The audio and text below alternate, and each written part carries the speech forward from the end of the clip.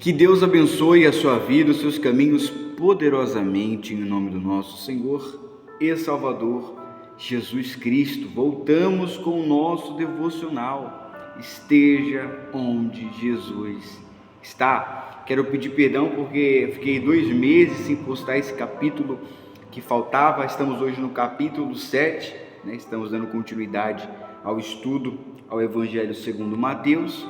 Quero pedir perdão pela demora, mas demorou, mas estamos aqui. Você que acompanhou o capítulo passado, você sabe muito bem que nós estávamos em adaptação aqui em São Paulo. Graças a Deus, já nos adaptamos, já inauguramos a igreja e estou aqui de volta para dar continuidade ao nosso devocional de Esteja onde Jesus está. Por quê, pastor? Porque eu quero que você esteja onde Jesus está. Você não pode estar onde Jesus não está. Você tem que estar onde Ele é Rei, onde Ele é Senhor. Por isso eu quero pedir que, se você tem aí a Bíblia consigo, pegue a sua Bíblia para nós meditarmos juntos no Evangelho segundo Mateus. Se você tem aí uma caneta para fazer as anotações, também um caderno de oração, como o meu está aqui, o caderno de anotações, eu quero que você pegue aí, quero que você se concentre. Eu quero pedir perdão se você ouvir barulhos externos, é que São Paulo não para, São Paulo é barulho o tempo todo. Então, eu quero que você se concentre aqui no nosso devocional.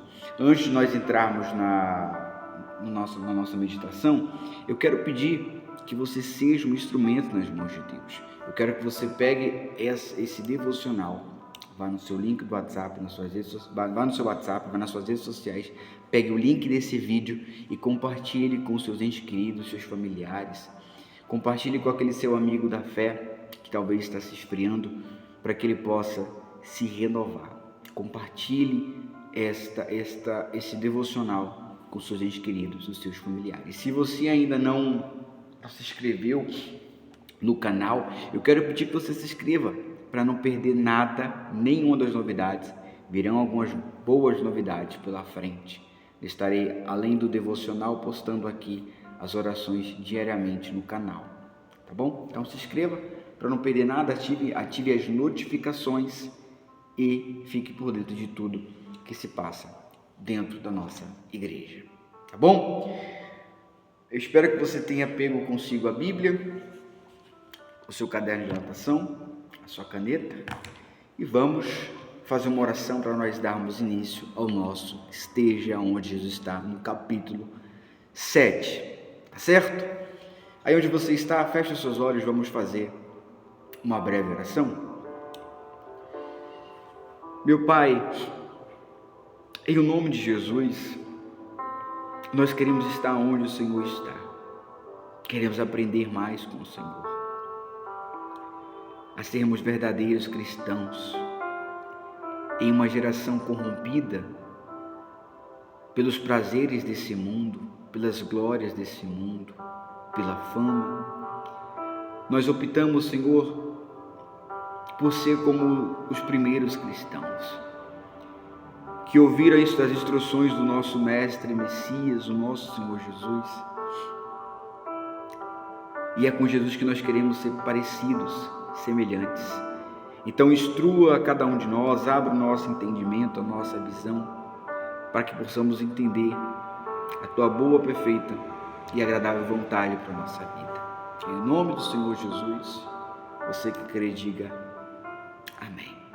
Amém? Abra sua Bíblia, por favor, no Evangelho de Mateus, no capítulo 5. Nós estaremos dando continuidade ao que foi falado no capítulo anterior. Inclusive, se você não assistiu os outros capítulos, pare aqui e volte lá, para você assistir desde o primeiro capítulo, para que você não fique sem entender o que nós estamos falando. Volte no primeiro capítulo, tem uma playlistzinha aqui no canal. Assista o primeiro, o segundo, até chegar neste 7º capítulo, senão você vai ficar sem entender. No capítulo passado, recobrando o que eu falei sobre o dever do cristão sobre a face da terra. que Jesus ele nos chama para ser sal, ser sabor sobre a face da terra e para sermos luz para o mundo. Nós não fomos chamados para ser semelhante ao mundo. Nós não fomos chamados para ser igual ao mundo, para condenar, para jogar pedra, para apontar o erro. Nós não fomos chamados para nada disso, mas nós fomos chamados para mostrar o amor de Cristo ao mundo. Nós fomos chamados para mostrar que há solução para o mundo, e a solução é o nosso Senhor Jesus. Então nós fomos chamados para sermos luz. A função do cristão sobre a face da terra é ser sal, ser sabor e ser luz. Luz natural, não luz artificial. Ser como a luz do sol, não como uma lâmpada de LED. Nós fomos chamados para sermos luz. Então Jesus ele estava dando a instrução aos seus discípulos, e ele continua depois dando a instrução aos seus discípulos. Por isso nós estamos dando continuidade ao capítulo 5, aqui no versículo 31. O título diz assim: o casamento é sagrado. O casamento é sagrado. Foi dito também: aquele que se divorciar de sua esposa deverá dar a ela uma certidão de divórcio. Eu, porém, vos digo: qualquer que se divorciar da sua esposa, exceto por imoralidade sexual, faz com que ela se torne adúltera. E quem se casa com uma mulher divorciada estará cometendo adultério. Vamos lá, para que você entenda. Na época de Moisés foi dado essa permissão, não como um mandamento, para dar carta de repúdio. Por exemplo, para que você entenda, a pessoa ela casava, o homem ele casava com a mulher, e aí conviviam, passavam um tempo, esfriava e não queria mais. Então, pelo fato de o homem não querer mais a mulher, ou achava uma mais interessante, ele dava carta de repúdio e mandava de volta para casa, mandava a moça de volta para a casa da família. Era permitido na época de Moisés, não porque era vontade de Deus, mas pela a dureza do coração e a mente tapada das pessoas. Então, por isso que foi permitido na época de Moisés. É por isso que eu digo que Jesus ele veio aperfeiçoar a lei. Ele veio cumprir e aperfeiçoar a lei. Veja que Deus ele é completamente contra a destruição dos lares. Ele é completamente contra a destruição da família. Deus ele não constituiu família para ser destruída. Tanto é que mais na frente, em Mateus capítulo 19, no versículo 6, Jesus fala que o que Deus uniu não separe o homem. Deus ele formou a família não para ser destruída. Deus ele formou o casamento não para ser destruído, não para haver separação, mas para que seja de fato, até que a morte o separe, até o fim, como as pessoas costumam dizer nos casamentos, que seja até o fim, até o final da vida. E Deus ele não constituiu o casamento para que o homem ele casasse, cansasse e depois seguisse a sua vida com outra, ou vice-versa. Eu falo também da mulher. Deus ele constituiu o casamento para que a família ela se formasse e fosse até o fim. E Jesus ele dá essa instrução aos seus discípulos. Quando eu falo discípulos, pessoal, não estou me referindo somente aos 12, mas todos aqueles que acompanhavam o Senhor Jesus. E ele fala que não é para se divorciar, exceto por imoralidade sexual, por traição, etc, etc, etc. Claro, e há casos também que é relevante que a pessoa ela venha se divorciar, A pessoa está ali vivendo um verdadeiro inferno dentro de casa, com agressões verbais, agressões físicas. Há casos que não dá, Mas Jesus ele não constituiu família para isso. E o que ele nos ensina? O que ele nos ensina? A nós lutarmos pela nossa casa, a nós lutarmos pela nossa família, a nós olharmos o casamento como um olhar de cuidado, de zelo. É por isso que o cristão, né? Normalmente as pessoas falam muito do jovem. O jovem cristão deve tomar muito cuidado com quem vai casar. Meu amigo e meu irmão e minha irmã, todo cristão deve tomar cuidado. Sendo ele casado ou solteiro, ele deve tomar cuidado com a sua vida sentimental. Porque um casamento, uma vez mal casado, uma pessoa uma vez mal casada, ela vai carregar marcas pelo resto da vida, pelo resto da sua história. Por isso Jesus ele diz que o casamento ele é sagrado. Nós devemos tomar cuidado com quem estará do nosso lado, porque o casamento ele não foi constituído para você casar hoje, passar 6 meses e você separar. No mundo em que nós vivemos, é assim, casou hoje, passou a lua de mel, a pessoa viu que não era tudo aquilo que esperava e já vai lá e se separa. Jesus não formou família para isso. O casamento não é para isso. Cansei, então vou terminar. Não é assim.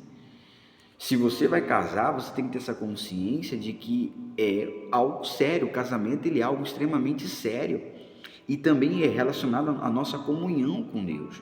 Então, seja você jovem ou um pouquinho mais velho, você deve tomar cuidado com o seu casamento. Pastor, já sou casado. Então você tem que zelar pelo seu casamento para que não haja essa imoralidade sexual no seu casamento, para que não haja traição no seu casamento, para que não haja falsidade, como daqui a pouco eu vou falar, no seu casamento. Seja você solteiro ou casado, você deve tomar cuidado com a sua vida sentimental. Você deve tomar cuidado, porque o casamento ele é algo sagrado. O que nós temos visto no meio cristão, Jesus ele instruiu a não se divorciar, exceto por algumas situações. O que nós temos visto no meio cristão, nos dias atuais? São líderes que instruem os que estão abaixo dele a se divorciarem de suas respectivas esposas ou marido por uma situação simples que poderia ser resolvida pela aparência, pelo jeito da pessoa, ou simplesmente, por incrível que pareça, simplesmente por não gostarem da cara da pessoa, por não concordarem com o que a pessoa falou, vão lá, mandam terminar o seu casamento ou o seu noivado e mandam casar com outros. Há casos que mandam os seus subordinados, aqueles que estão abaixo em si, quando o marido ele não está, o esposo não está na fé, mandam se separar, ainda que o marido não beba, não fume, não esteja fazendo tudo de errado no mundo, só não vai na igreja. Há casos que a pessoa, eles mandam se separar e apresentam alguém da igreja. Olha, se separa porque ele é do mundo, se separa porque ele não é do mundo, porque ele é do mundo, eu vou te apresentar alguém da igreja. Não foi isso que Jesus mandou fazer. Não foi isso que Jesus mandou fazer. Pelo contrário, se o teu marido ele é mundano, ele vai ser edificado por você. Se a tua esposa ela é mundana, ela vai ser edificada por você, pelo teu testemunho. Muitas vezes a pessoa está ali padecendo um casamento porque casou errado de fato e porque não sabe lutar pelo casamento. Então, Jesus ele não constitui o casamento para isso. Não quero mais, cansei, quero outra. Ou achei alguém mais bonitinho, vou casar com alguém mais bonitinho. Ou achei alguém mais perfeitinha, no padrãozinho, não. Jesus ele não constitui o casamento para isso. Ele constituiu o casamento, Deus constituiu o casamento para que seja o que Deus uniu, não separe o homem. Então tomemos muito cuidado, meus irmãos, com o que se passa nesses últimos tempos dentro das instituições religiosas. Veja que uma área que tem feito as pessoas sofrerem muito, e não é de agora, de quando eu era adolescente, eu costumo lidar ou ver casos assim, onde as pessoas se separam, brigam, se separam, e aí vão para o mundo, saem da igreja, saem da instituição e não querem mais saber de Deus. Ou é o adolescente, o jovem que começa a namorar e aí vai para o mundo, se lança de vez no mundo. Então, a área sentimental é uma área que deve ter todo o cuidado. Pastor, e se der errado? E se eu estiver namorando? E se eu estiver noivo e acontecer uma situação que não deu certo, nós separamos? Amém, graças a Deus. Você orou a Deus pedindo para cumprir a vontade dele na sua vida? Então, se não for a vontade dele, siga a sua vida. Se não for a vontade de Deus para você, siga a sua vida. Isso só não pode se intrometer na sua comunhão com Deus. Inclusive, problema sentimental, problema financeiro, nenhum desses problemas familiares, nenhum pode se intrometer na sua vida com Deus. A sua vida com Deus, a sua vida com Deus, os seus problemas são os seus problemas. Não pode se intrometer na sua vida com Deus. Ah, pastor, mas eu queria que desse certo. Se não é da vontade de Deus, não vai dar certo. Se a sua vida está nas mãos de Deus, não vai dar certo, porque não era para você. O que é para ser seu, Deus ele vai trazer para você. A esposa que é para ser sua, Deus vai trazer para você. O marido que é para ser seu, Deus ele vai trazer para você, contanto que a sua vida esteja nas mãos dele e que você confie nele. Do que adianta você casar, passar um ano e se separar, porque não era a vontade de Deus? Do que adianta você colocar a sua vontade sobre a vontade de Deus, você casar todo feliz e passar 2 anos você tomar uma rasteira? Então é melhor que a vontade de Deus se cumpra na sua vida. É melhor que a vontade dele se cumpra em você. Pastor, eu estou passando por um problema no meu casamento. Seu marido ou sua esposa é leal a você? É fiel a você? Se não houve aqui o que Jesus citou, o que eu te indico é lutar pelo seu casamento, lutar pela sua família, lutar pela reconstrução do seu casamento. Pastor, só se esfriou, a chama pode ser reacesa, o amor ele pode ser reacendido, porque o que muitas vezes acontece é que cai na rotina o casamento, então acaba se esfriando. Eu não vejo um motivo, se não houve agressão física, não houve agressão verbal, é só essa questão do esfriamento, eu não vejo motivo para se separar. Você pode muito bem buscar, lutar, contanto que haja também a vontade do seu cônjuge, que o casamento seja reconstruído. Então, vocês podem muito bem lutar. Enfim, dando continuidade aqui à nossa meditação. Espero que vocês tenham entendido essa parte, tanto quem está solteiro e quem está casado também tenham entendido essa parte relacionada ao casamento. Jesus ele nos dá uma instrução bem clara, muito bem clara. Então, se nós queremos estar onde Jesus está, devemos seguir o que ele nos ensina. No versículo 33, Jesus continua nos ensinando. Votos e juramentos é o título. Também ouvistes o que foi dito aos antigos: não jurarás falso, mas cumprirás rigorosamente teus juramentos ao Senhor.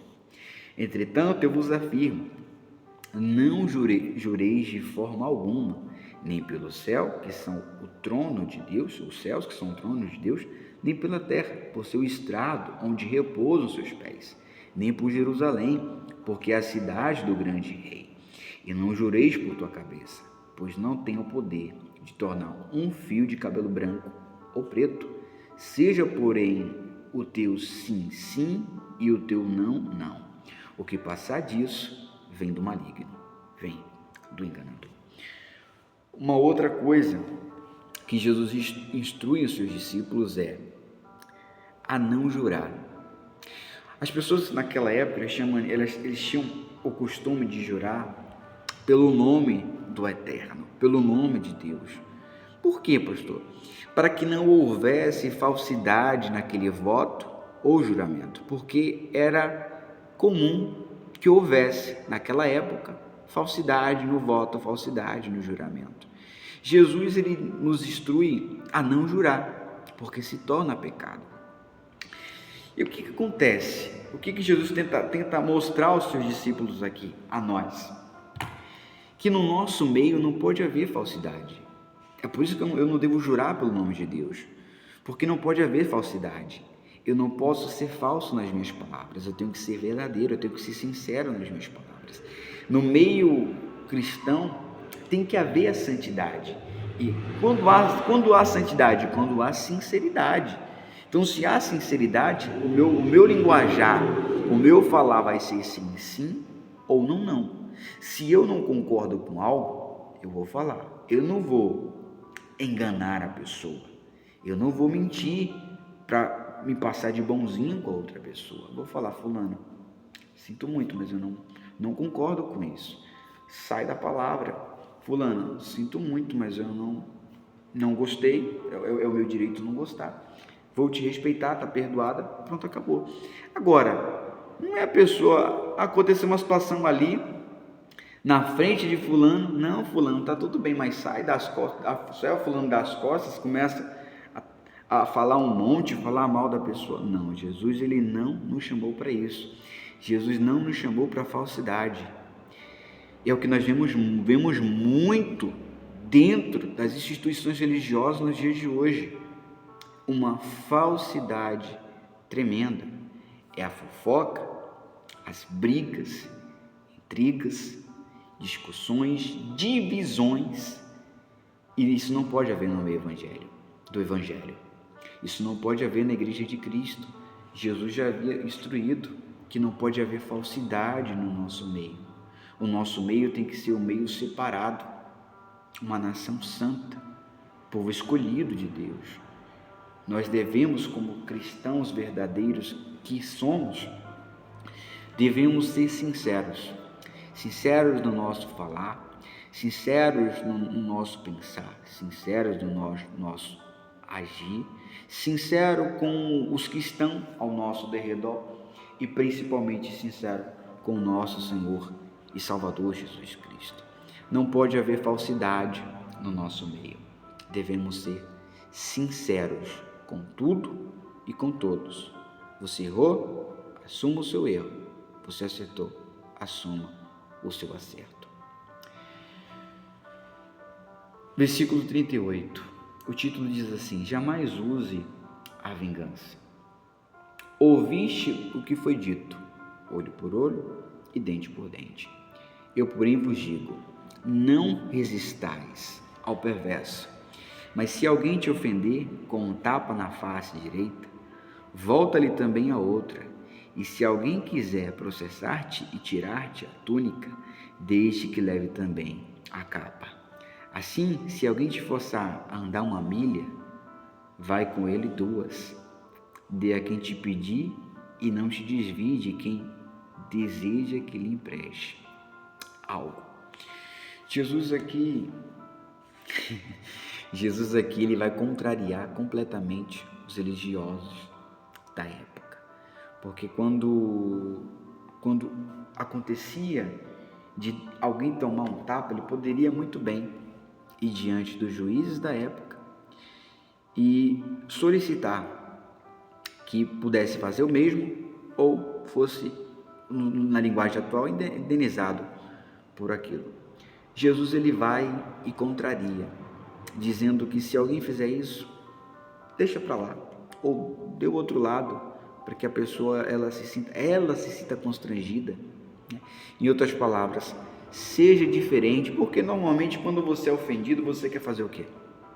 Você quer rebater. Se a pessoa te ofende, você quer ofender 2 vezes mais. Se a pessoa ela te machuca, você quer machucar 2 vezes mais. Jesus, ele nos instrui a agirmos diferente do que os religiosos da época agiam. E mostrar de que nós somos diferentes, de que o cristão, ele deve ser diferente.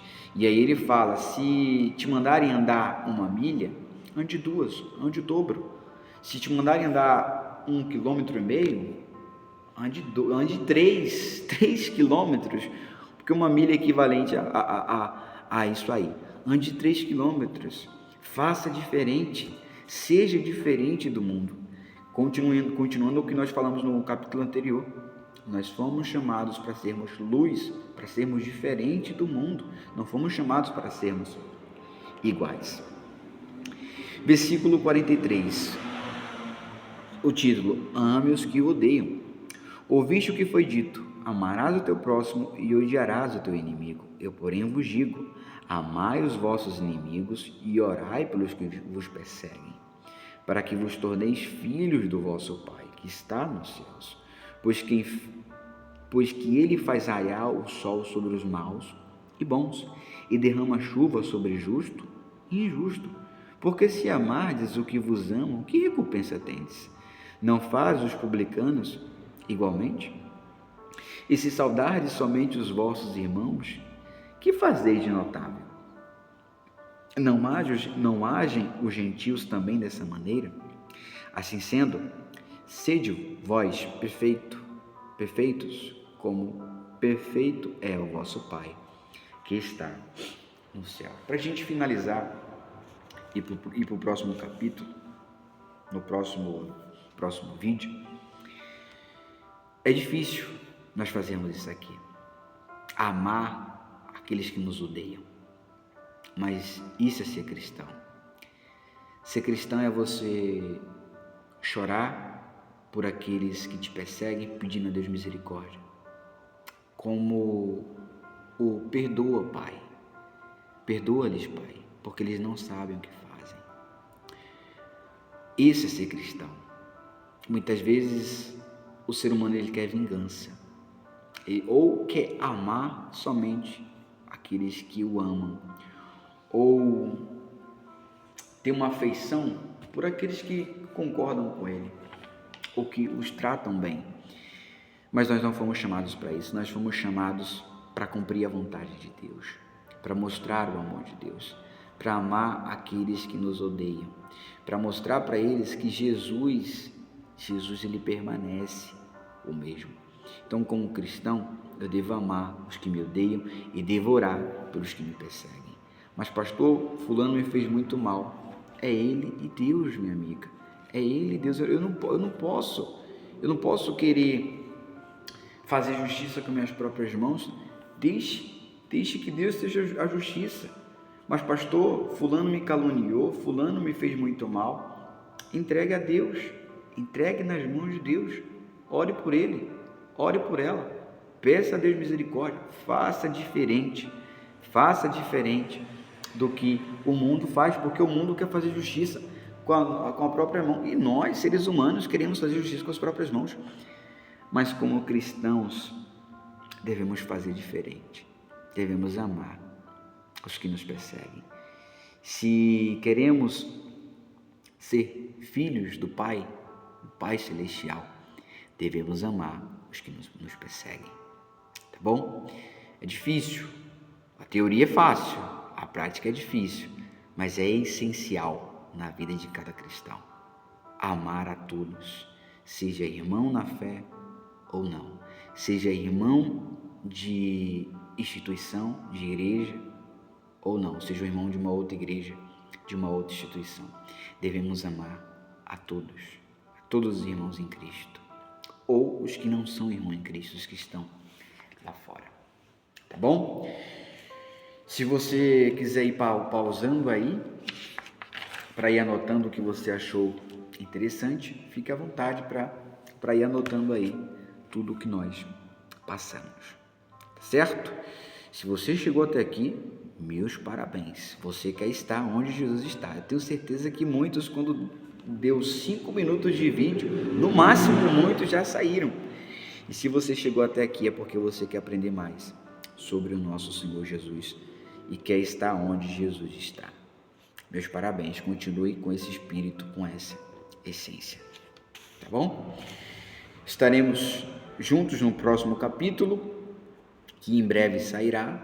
Eu quero pedir que você acompanhe o canal da igreja, que você acompanhe as redes sociais da igreja, no nosso Instagram, no nosso Facebook, no nosso WhatsApp. Acompanhe, compartilhe esse devocional com seus entes queridos, seus familiares, com aquele seu amigo que talvez está esfriando na fé, ou aquele seu amigo que tem passado por problemas sentimentais. Enfim, compartilhe aí para que eles possam serem alcançados por Deus, tá bom? E me diga aqui o que você tem achado dos nossos devocionais, se você tem gostado.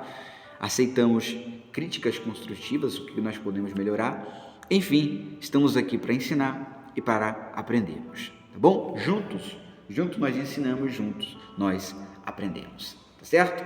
Que Deus ele abençoe a sua vida, que o Espírito Santo ilumine o seu entendimento, que a graça, o amor e a esperança e a fé estejam com você. Que Deus os abençoe.